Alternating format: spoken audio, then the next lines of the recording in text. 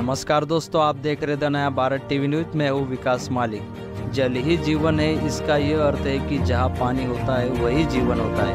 नदियों को हम पूजते हैं, इसलिए नदियों को स्वच्छ रखना हमारी जिम्मेदारी बनती है। इसी जिम्मेदारी को समझते हुए निमगुल ग्राम के किसानों ने जल संरक्षण का काम शुरू किया है। क्लब चेंबूर के सहयोग से बोरी नदी के उपजाऊ गाद को अपने खेतों में डालना शुरू किया।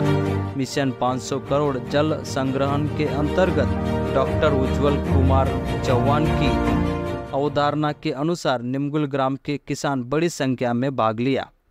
नहर का चौड़ीकरण और गहरीकरण, गाद हटाना और बांध का निर्माण करना, मशीनों का उपयोग करके बोरी नदी के जल की आपूर्ति को बढ़ाना, किसानों के खेतों की उर्वरता को बढ़ाना।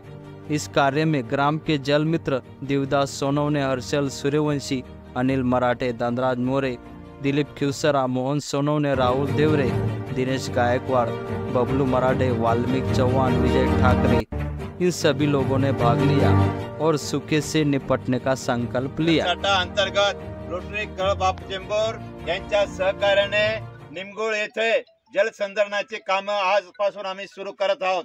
आज आम्ही निमगुळ येथील बोरी नदीचा गाळ हे एक बऱ्याच वेळा मोठ्या प्रमाणात साचलेला आहे आणि हा गाळ काढल्यानंतर इथं जलसाठा मोठ्या प्रमाणात होईल।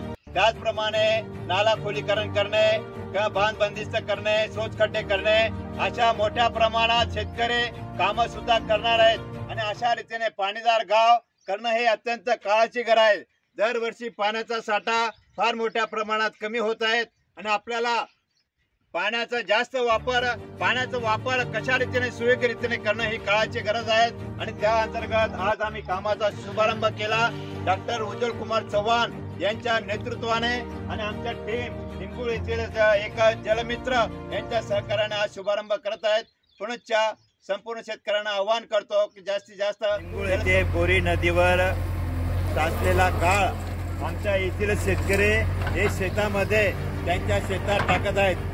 त्यांची शेती एक खडकाऊ वगैरे असे आहे आणि त्या ठिकाणी गाळ टाकल्यानंतर पुढचं पीक सुद्धा चांगलं येण्याची शक्यता आहे आणि अशा रीतीने डिझेल टाका आणि मशीन वापरा या संकल्पनेनुसार हे शेतकरी मोठ्या प्रमाणात त्यांच्या शेतात हा साचलेला गाळ बोरी नदीचा जो साचलेला गाळ टाकत आहेत।